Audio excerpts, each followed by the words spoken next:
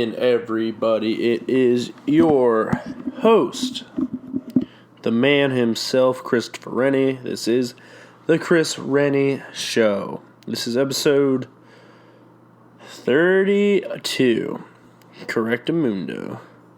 Alrighty, so let's get this show planned open. I had to restart my computer, and I'm just rolling with it. It's been a rough day so far. My 4-day weekend ended.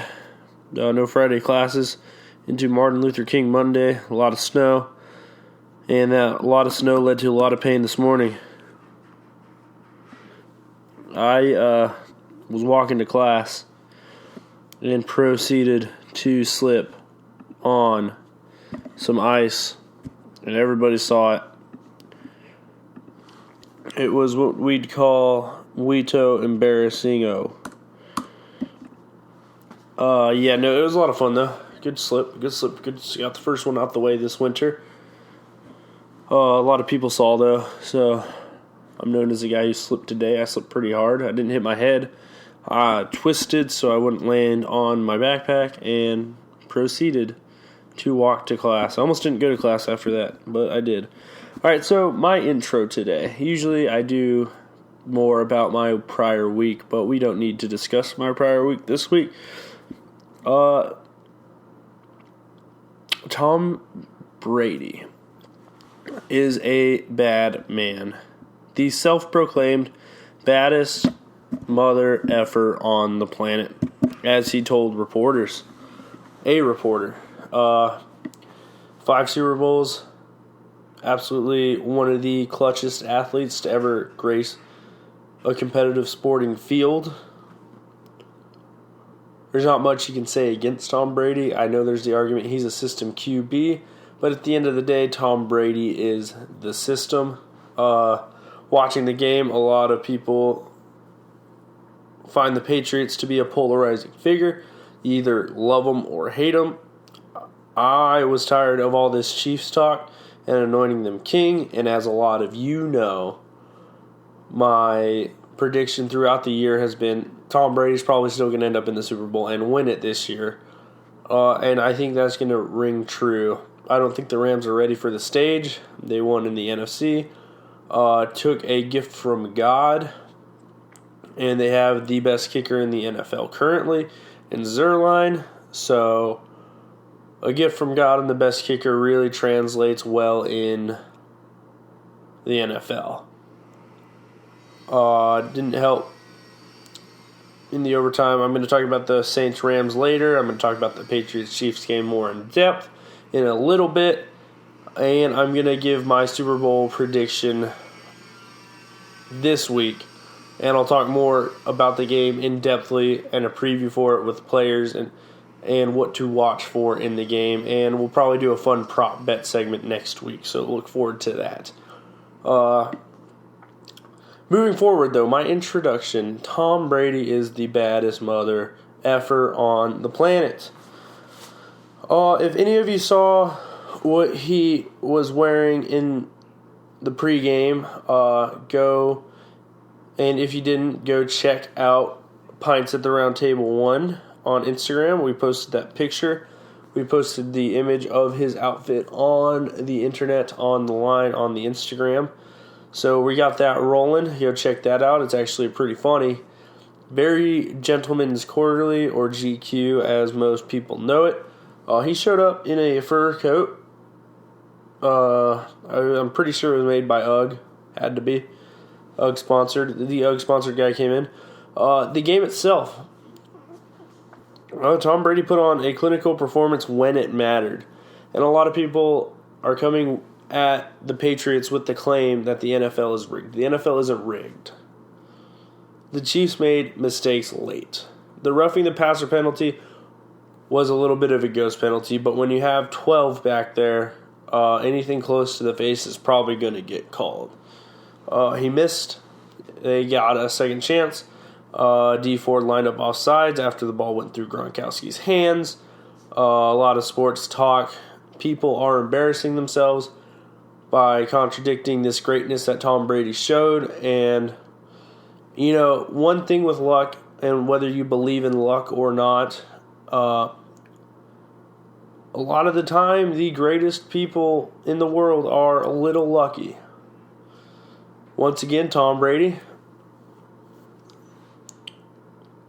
sucked the soul out of someone, used their luck, used voodoo, used something, stayed alive, did what others weren't willing to do, and is great. Now, you may make fun of his diet. A lot of people have tried his diet, and it makes them very unhealthy. But a lot of people also can't afford the amounts of foods he eats. It's not about small portions with him. It's about eating the right thing all the time. He definitely rubbed water on his skin before the game. He definitely was wearing a scuba suit under his pads, which was sensational. And watching him hand the ball off to Rex Burkhead, a white running back, and watching him with a tiny 5'10 slot receiver tear apart two tiny 5'10 slot receivers and then one fade to Rob Gronkowski, tear apart the Chiefs in the end when it mattered most, was unbelievable. Now, there's been a lot of arguments. Is Tom Brady the GOAT or is it the system? I don't care if you're Sports Talk Barry. I don't care if you're a Patriots hater. At this point, you really have no argument against Tom Brady being the greatest quarterback to ever grace the field in the sport. Whenever it matters most, whenever the moment's biggest, he's came through and delivered late. That drive in overtime was absolutely clinical, and they scored a touchdown. They didn't kick a field goal. They scored a touchdown and ended the game. It was a wild ride. The best thing, though, and I shared it on Facebook, but I'll probably reshare it today because I love the video so much, is this video of Tom Brady and Gronk walking out of the stadium after the game, and they're smiling, and he's like, I guess I did it again. And then it proceeds to play this song by, I think it was D12 or Eminem, and it presents the score on the screen. Yeah, on the other side of this game, sorry, Patty, it's not your time yet. Better luck next year. You ran into the king. And for the longest time, I have alternated between being a Patriots hater and being a person who likes the Patriots. I've rooted against them in the Super Bowl, and I've rooted for them in some Super Bowls. Both times Eli beat them, I was rooting for the Giants. And when he beat the Panthers, when he beat the Rams, I was very much rooting for Tom Brady. With all that being said, Tom Brady is going to get his sixth Super Bowl. And as we know in basketball, the GOAT has 6 championships. And once Tom Brady gets his 6th Super Bowl, no one comes close to him as a winner in that sport. And no one comes close to him as that. Now, people have matched him statistically, but when it matters most, no one's matched Tom Brady, and that puts him above everybody else. I know I'm echoing a lot of things that people have been saying, but it's just the truth. We will not. And so moving forward to the Pats-Chiefs game, some thoughts on it. I think, once again, this was the best Andy Reid's ever coached in a game that mattered. I think Andy Reid's right there. I think given a year or two, I think the Chiefs could win the Super Bowl. I think they're a confident team. I think they're a fun team. I think they're a young enough team. They're going to have a lot of this young talent back. They need to solidify their defense a little better, get a little bit more disciplined, and not have offside penalties when it matters most. Neutral zone infraction is illegal, and he was blatantly lined up over the football, which, again, is a penalty. That's not Tom Brady being lucky that one player on the Chiefs is lined up incorrectly on one of the biggest plays that matters most. going through it, I mean, the Patriots came out hot. If you listen to Pints, my prediction for the game was a 2-touchdown win. It ended up not coming into fruition. The Chiefs battled back. The Chiefs did not look like they had a second-year quarterback and a first-year starter. Mahomes was sensational. Mahomes played really good. I think Mahomes is going to be good for a long time. 16 for 31, 295, 3 touchdowns. That's a real game. They can never really establish a run game against the Patriots. Tyreek Hill was pretty much rendered useless minus one big play. Travis Kelce was taken out of the game for the most part. He scored a touchdown, but that's about it. The best receiver on the day was Sammy Watkins, who made 2 huge catches late. But yeah, Damian Williams had a big game receiving, but one of those plays was about half of it. Belichick's genius showed again. The Patriots knew they were probably going to have to score at least 35 to win. And they did that, 37. They knew they were going to have to hold the Chiefs to under 35. They did that, 31. And in reality, Bill Belichick probably knew, and Josh McDaniels probably knew, that this game was going to be the first 2-35. Belichick's scheme, the first time they played, was to take away Travis Kelce. And guess what happened? Tyreek Hill ate them alive. This game, they used a lot of different confusions and a lot of twists with the defensive line to confuse Patrick Mahomes. And they let Sammy Watkins beat him. They let Sammy Watkins be the guy who beat him. They took away not only Tyreek Hill, but Travis Kelce for the majority of the game. And played typical Patriots defense, bend not break. The Chiefs scored 24 in the fourth, which is an unbelievable stat. You never would have really seen that coming. The Patriots are dominating most of the game. That fourth quarter ended up being really, really explosive.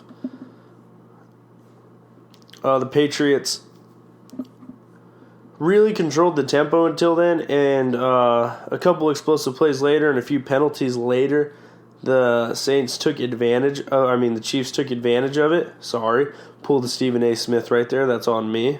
Thinking about the next topic. So, in reality, the Patriots beat the Chiefs fair and square. There were missed calls both sides. There were some plays that should have been made by the Chiefs. There were some plays that should have been made by the Patriots. At the end of the day, the genius of Belichick and the greatness of Brady withstand another test. And if they win this Super Bowl, they're not only the greatest dynasty in football, but they start becoming part of the conversation for the greatest dynasty in sports. I remember at the beginning of the year with all the drama. I remember at the beginning of last year with all the drama. There's been drama surrounding the Patriots for 2 years, which is weird and absurd and new to this sort of deal with them. But as they continue down this path for 20 years now, they keep getting better. And they didn't do it any differently. They did it with superb, precise, beat you with 1,000-cut offense and a bend not break defense, and it's been the same formula for going on almost 2 decades. And that's something you can't argue, and it's going to continue happening until Brady decides to retire. Now, they looked a little bit more, or a little bit less invincible this year. They looked beatable, but they had some injuries. They made some mistakes when it came to coaching. The whole Gronk scenario at safety was a loss they probably shouldn't have had. Looking at their games in the past, you guys saw what they did to the Chargers last week. It was an absurd blowout, and I didn't get to even talk about it. I didn't even really watch it. But even in that game where Tyreek Hill ate them alive, they still won. They lost to the Titans, a very good defensive team. A game they probably didn't take very seriously. They lost to the Dolphins on that final play, like I said. They lost to the Lions. Weird game. Don't understand that loss. No one really did. Lost to the Jaguars. Okay, also a weird loss. The Panthers, who ended up being, that was preseason. All right, we're back too far. But yeah, a lot of people at the beginning of the year were questioning if the Patriots were the same Patriots. They just didn't look the same. They weren't beating teams the same. But as you got through the year, the Steelers were the other one. Okay, so they lost to the Steelers as well. As you got through the year, once they beat the Jets 38-3, that cemented I knew that they were probably going to win the Super Bowl. They came in, they got the bye, and Bill Belichick with a bye, and the best coaches with a bye are not going to lose. And as much as I love the Chargers and I love Phillip Rivers, this year it was them coming into a hacksaw. I picked the Chargers, I think. You guys could go correct that for me on my last show. But they didn't win, and I was picking that game more on the emotional side of things than very consciously thinking. I pulled a Max Kellerman on that. Everyone knew this Patriots-Chiefs game was going to live up to the billing. The Super Bowl should be the game of the year if these two teams play like they've been playing recently. So I'm going to move on to the next topic, and that's the Rams-Saints. The Superdome, a very, very tough place to play. Was this Jared Goff's coming out party? I think his coming out party was through the year, and everyone gave a lot of the credit to their success to Todd Gurley. But great running backs only do so much. The reason this team was 13-3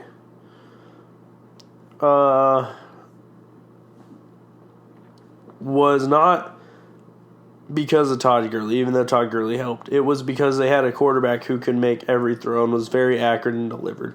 Even in the biggest game of the year, the game everybody loved. And I low-key sort of hated that game because the offensive fireworks were a little too much, and I wasn't really a fan of the lack of defense. It looked like a Big 12 game, which is the least watchable conference in the NFL. Going back to it, so the audio cut out, and I lost half my Saints-Rams talk. So I'm going to restart, and I'm going to have to regather my thoughts. So I don't think I already talked about it, but I think so. I was talking about Jared Goff here. Moving forward, what's next for the Saints and what's next for the Rams? So the Saints, older. Their quarterback's 40. Alvin Kamara's young. I think they're in a place where they want to start planning for their future as well as want to win now, which is a tough thing to do because that means you're also going to be drafting a quarterback while also trying to figure out what to do. Sean Payton's a good coach. He's not the oldest guy. I think he'll stick around a little bit longer. I think you got to stick with him. He's one of the better coaches in the NFL. He's proven it time and time again. The Saints have been a dominant force the last two seasons offensively, and I think if they have another year of improvement, well, you saw how close they were to the Super Bowl, and I think, and a lot of people think, well, they got robbed. I'm on that boat. The Rams did win the game, which is cool. Good for the Rams. Good for LA. They do their training camp about 15 minutes from where I live in California, so that's awesome. I'm not a Rams fan. I'm happy the Rams won, though. I would have loved if the Saints won, too. That was a game I really didn't have any true rooting interest. So, yeah. I do not know where the Saints are going fully. I think they'll be good next year. I think they're going to be playing for the Super Bowl. Moving on to the Rams, they have a young coaching genius, a coaching prodigy, a guy who's already proven that he's going to be an NFL coach for a long time. Sean McVay, the 32-year-old coach from Dayton, Ohio, played at Brookhaven High School in Marist. He was a triple-option quarterback and defensive back. He's very football-centric. His grandfather was John McVay, the general manager of the 49ers during that Bill Walsh era with the West Coast offense and Joe Montana and Steve Young. And then his dad was a football player at the University of Indiana. Coming from a family that has a man who constructed 5 Super Bowl winning seasons, the guy knows what it takes. The guy has been around football since since probably before he could walk, man.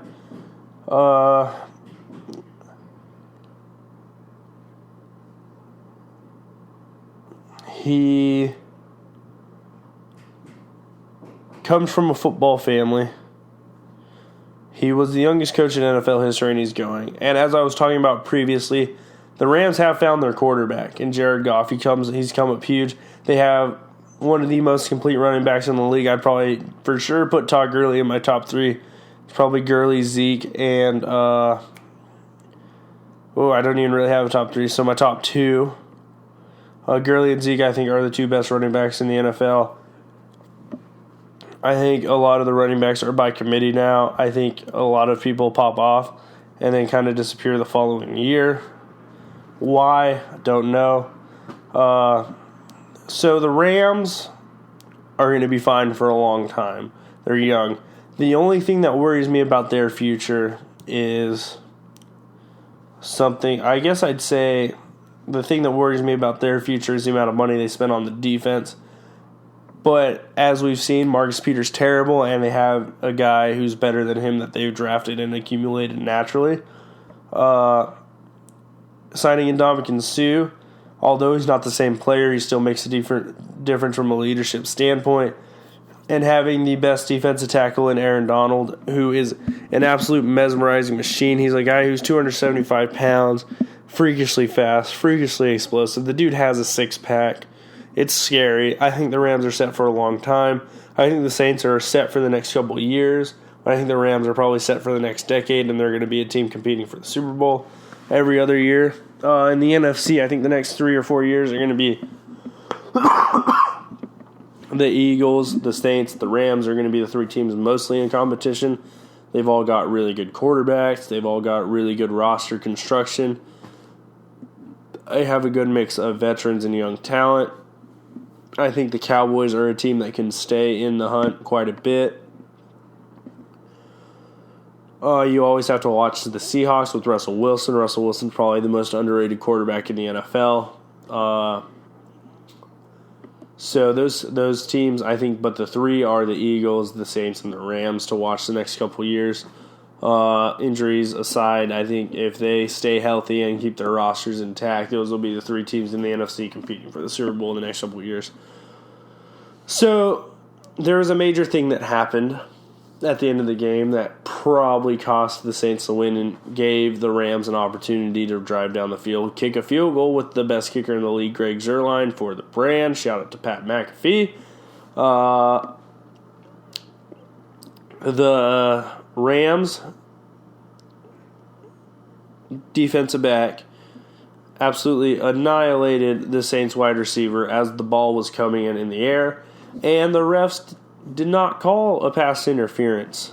So the league has a rule that if a blatantly missed call that messes with the outcome of the game occurs, the commissioner can override the result of the game and either say the Saints ended up winning or force the game to be replayed, which will never happen. There's no way Roger Goodell makes that move. It's social suicide. It's not what the fans want, and getting 2 of the biggest fan bases riled up like that is not something you should do.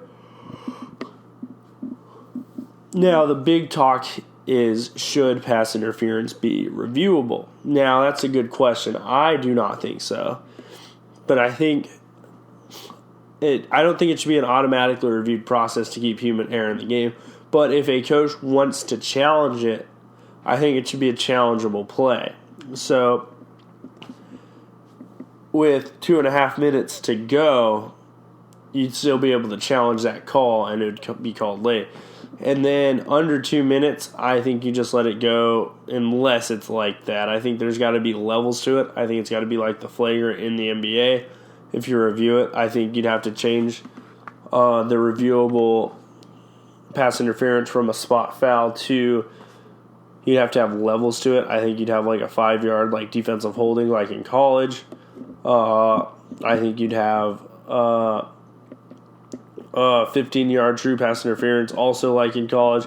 And then if it's a blatant like pass interference level 2 call, then you do the spot foul and all that good stuff. So that fixes that. Moving forward, so my Super Bowl prediction, I think the Patriots are going to win by 2 touchdowns. I think it's going to be 41-28. 2 scores, 13 points, whatever. It could be 2 field goals and a touchdown. They could miss an extra point. Not entirely sure. I think the Rams are going to come out nervous like they did against the Saints. And I know the Patriots are ready for this moment. They've been here before. A lot of this roster has been here before. I think they said 25 players haven't, but that's less than half of an NFL roster. Most of the team has come back from last year, and I think they're going to continue. And I think the Patriots are going to control the game early. I think the Rams are going to get going. I think they're going to force it late. I think the Patriots literally saw what's going to happen in the AFC Championship game. It's going to be very similar, but I think the Patriots are going to jump out to a good lead like they did against the Chiefs, like they did against the Chargers, like they did against the Jets a week in a row. So 4 weeks in a row playing games. They're going to use the same strategy. They're going to jump to the lead, and they're going to bend, not break. They're going to eat up a lot of clock, and it's going to be about 35-28 or 34-28, and they're going to ice the game with about 3-4 minutes left, and it's going to get iced by a touchdown, probably by Rex Burkhead running to the left. Or right. It could be Sony Michel on a motion play where they hand it off on an outside zone, and he cuts back and scores. I'm Tony Romo. So that's my Super Bowl prediction, 41-28 Patriots. If anything changes, if there's injuries, if anything's announced that can alter that, I will have 1 week to make a correction to it.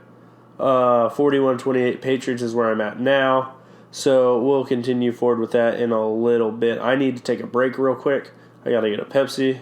I will be back. Also, shout out to Pepsi. They in no way advertise this program or give me money to say this, but I drink a lot of Pepsi. So here's a quick shout out to one of the best sodas on the planet. What's up? I'm back. We talked football. We talked the Rams. We talked a lot of things already. GarageBand quits out unexpectedly as I go into my next topic, so I'm going to have to restart. I'm having very, very, very, very much a lot of technical difficulties today. So I'm actually going to skip what I was going to talk about next. The Pro Bowl. It sucks. We get it. It's a joke. They're in Orlando, Florida. Who wants to go to Orlando, Florida? No offense, Disney World. It's cool. But as an NFL player, I don't want to fly to Orlando, Florida, which is going to be rainy and humid and gross this time of year. The game sucks. It's glorified flag football. The only fun part about it's a little skills competition they do on like Wednesday at a weird time of day. Okay, that's cool. Whatever. If I wanted to watch NFL players go run around and throw dodgeballs at each other, I'd watch Dodgeball, the movie, because that's actual entertainment. I'm mad. Advertisement time. If you have any shipping needs, whether it be expedited, air freight, LTL, FTL, weird, hazardous materials, big materials, oversized load, anything you need help with, flatbed, full bed, doesn't matter. Call Freight Saver and get a quote today. Go to freightsaver.com, get a quote today. Moving forward, okay, so college football, this was fun for me. Okay, so the NCAA transfer portal, the mysterious transfer portal, a place a lot of, I'd say more casual fans really weren't aware of for a while. But the transfer portal has been a thing for quite some time. We could go look at the transfer portal, see how many names are on it right now.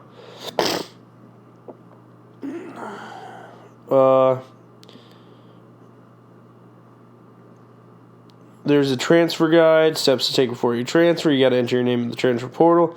You can compete as soon as you transfer. You might have to be enrolled full-time for one academic year at your school before competing.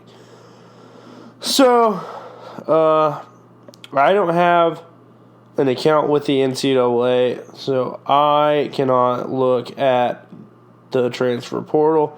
It's okay, though. The transfer portal is a place where anyone who wants to transfer puts their name. There are thousands of kids in this transfer portal. It's very hard to cipher through.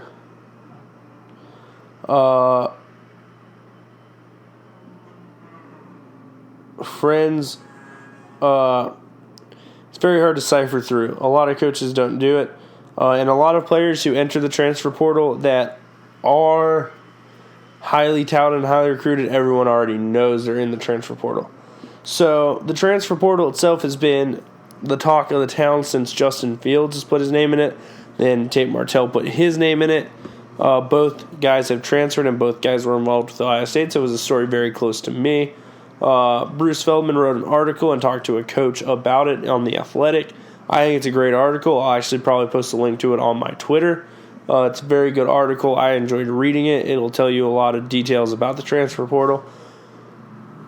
But it's a wild place. It's a wild journey, and there's thousands of names from all levels, Division I, Division II, Division III. When you're an NCAA athlete, if you want to change schools, you have to put your name in the transfer portal. And once you're in the transfer portal, if you're in the transfer portal for more than 3 to 4 months, the school has the right to revoke your scholarship and give it to someone else. The transfer portal is a dangerous game, and that's all right. So some of the biggest transfers, I'm going to talk about 3 of them. Jalen Hurts to Oklahoma, Justin Fields to Ohio State, Tate Martell to Miami. And what do they mean for those respective programs?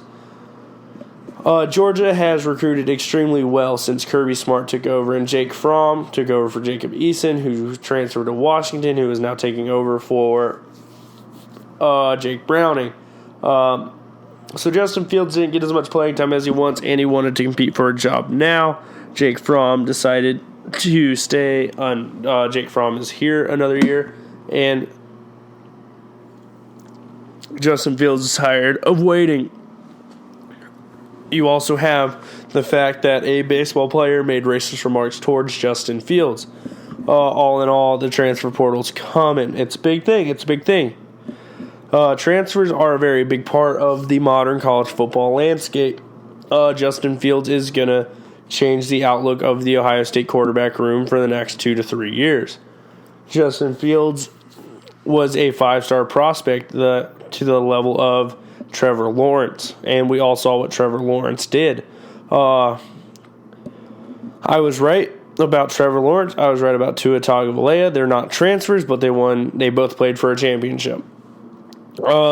Moving forward, Justin Fields is big, 6'3", 235, Cam Newton type player. Big arm, accurate arm, great touch, great thrower of the football. Really good mobility and a lot of strength. He's going to be Dwayne Haskins mixed with JT Barrett. It's going to be a beautiful thing to watch. Maybe not as good thrower as Dwayne Haskins, and maybe not as willing as a runner as JT Barrett, but kind of in the middle of both. I think he's going to be a great quarterback for Ohio State. I never thought Ohio State would be a team that needed to take on a transfer quarterback, but when you can get one the level of Justin Fields, you got to do it. So, being an Ohio State fan, I'm going to talk about Tate Martell next. I think a lot of people I know have wanted my opinion on this more in depth. I'm not going to really go in depth about it, but we all know the quotes. We all know it's a complicated offense. It took me 2 years to learn it. Anyone who wants to come here, they're going to have to learn it, and I'm not scared to compete against them. Well, the minute Justin Fields set foot on campus, boom, boom, boom, Tate Martell appears in that mysterious transfer portal. Everyone knows the name, Tathan Martell III. He has a hot sister, Riley Martell. Justin Fields liked a bunch of those pictures the day he landed on campus. A lot of drama. You know what I'm saying? Not cool, but really cool. Like Justin Fields, kind of savage. The minute Justin Fields lands on campus, you get another quarterback in the transfer portal. A former 5-star and 4-star recruit, not a unanimous 5-star like Justin Fields, though. So Martell lands in the transfer portal, visits West Virginia, goes and visits Miami. Both are trying to get hardship waivers. Martell's is a little more difficult to think about. Justin Fields had to battle racism at Georgia. Martell had to battle a scandal, which could be enough for a hardship waiver. The whole Trayvon Grimes article, the whole Zach Smith thing could be enough for a hardship waiver. But it also might not be.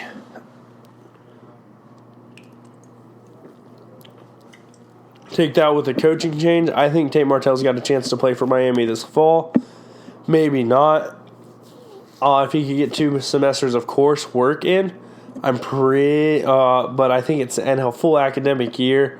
It's going to be tough. I don't think. Now, say he gets 30 credits, that's a good question. I'm not actually sure about the answer.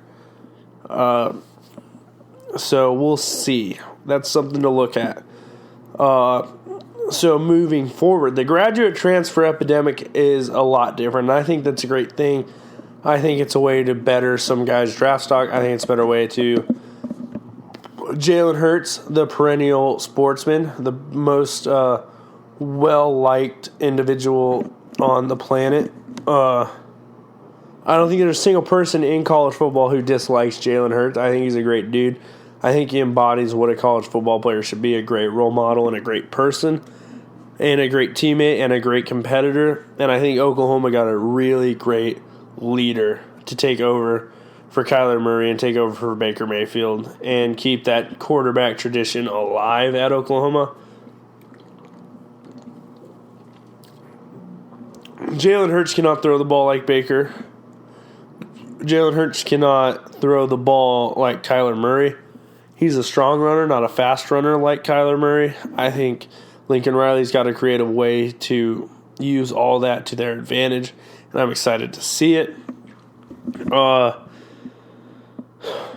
Let's go. We'll talk about a couple more transfers.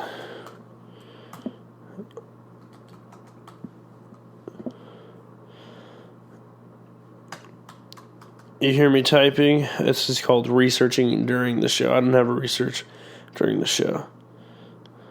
The new 4-game redshirt rule. Oh, yeah. I mean, we're not even talking about Kelly Bryant here. Kelly Bryant transferred. He's a big-time quarterback. He played in a championship. He's going to Missouri. I don't think Missouri's going to become a championship-caliber team next year.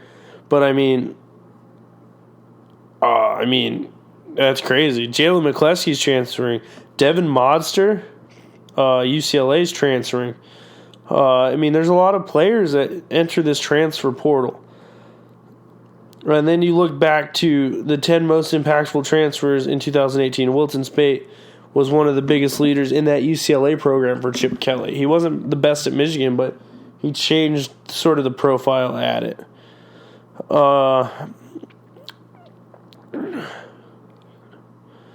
Tamari Hines transferred. Tabari Hines transferred from Wake Forest to Oregon and was a huge player for them in the 12 games he played for Oregon. Jonathan Giles transferred from LSU to Texas Tech and was extremely explosive. Lohi Gilman changed the outlook of the Notre Dame defense. He was the safety. He dominated 76 tackles, 5 tackles for a loss. A lot of fun. Joey Burrow, another one close to home, Ohio State. Joe Burrow transferred to LSU, led him to 9 or 10 wins, can't remember. And then Shea Patterson, another one close to me, but on the opposite side of likableness. He transferred to that school up north, Shea Patterson. Led Michigan to 10 wins. I mean, that's a big deal. That's a transfer. Would they have won those games if he didn't transfer. I don't know. I don't know if McCaffrey's that great of a quarterback. I don't know if they have the depth there. I think transferring's good. I'm pro transfer. I'm pro player transfer. I think you still need the 1 year rule. I think in coaching changes, coaching change should be able to hardship waiver. I think if your coaches change, you should be able to transfer freely. So, like with Dana Holgorsen leaving West Virginia, if you're a guy recruited by Holgorsen, you could either stay at West Virginia or transfer, and I think that's fair. I think every time there's coaching turnover and the coach you committed to gets fired, I think it's fair for the NCAA to let those players find a new home if that's what they're looking for. I think the transfer rules have been unfair, but I think at the end of the day, we have to keep a little control over it, because I think creating this whole entire free agency idea that players can move freely to any school they want is a little dangerous. I know the process for me to transfer is not very complicated, but I still have to fill out a bunch of stuff, and I can't transfer that quickly either. And I think being a student at a school for a year is beneficial to the kid itself. I mean, coming in, and it prioritizes the scholarship of the athlete, the scholastic idea of the athlete. They are student athletes as much as they are. I think if you allow them to transfer a little more freely, the whole money thing will be a little different because the players got freedom. All in all, I think that. So also, I'm going to touch on some of the bigger coaching changes. Whoops.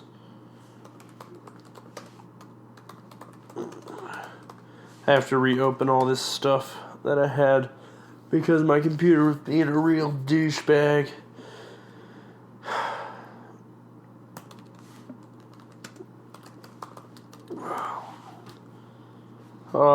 Yep, so let's see some of the biggest coaching hires this offseason.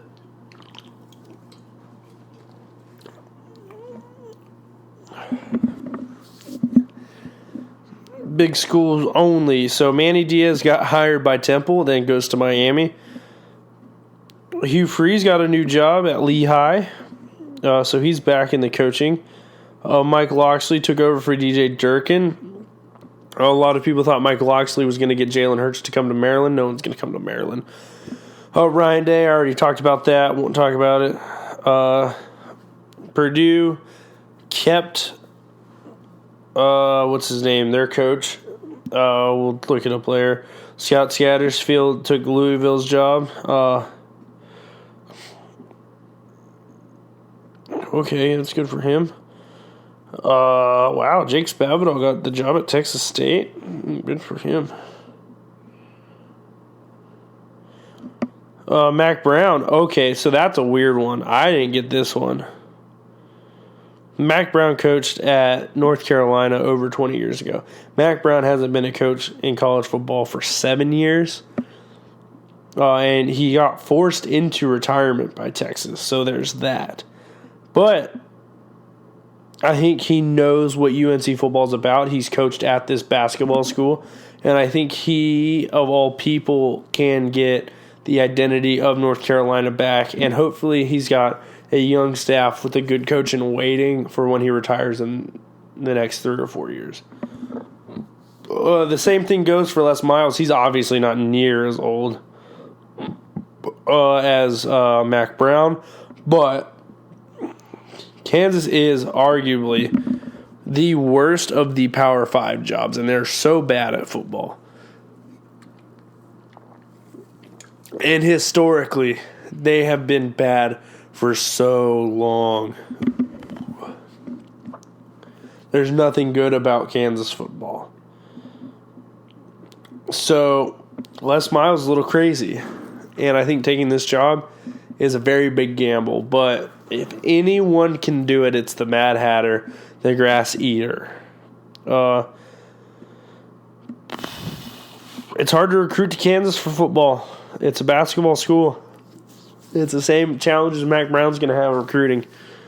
Kansas isn't the most redeeming place academically. Kansas is not in Kansas City. It's in Lawrence, which is about an hour away from Kansas City. I'm not sure, man. I'm not sure about it. I don't think Les Miles made a good business decision here. Cal extended Justin Wilcox. That was good. He's been good. Okay, so Jeff Brom's a Purdue coach. Okay, I almost said Brian Brom. The Clay Helton retainment is a little jarring to me. I like how Rutgers kept Chris Ash. Rutgers is like Kansas, not a very good job.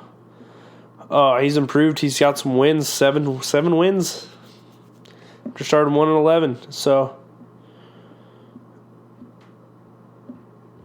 he's getting better. His buyout's over $10 million, so yeah. I think the coaching carousel was a little crazy, but it wasn't as crazy as people were making it out to be. I think with the Manny Diaz thing and then him ending up at Miami kind of added a last-minute flair. Manny Diaz is a Miami guy through and through. It was his dream job, so I don't blame him for taking it. And this is sort of what's going to wrap up my show today. I think players and coaches should both be able to move freely. Coaches already are, but I think if the coach leaves, the players should also be able to leave as a transfer and a free transfer. I don't think there should be conference blocking if the coach leaves. Austin Kendall got his blocked, but Lincoln Riley ended up okaying it, which is fine. I respect that.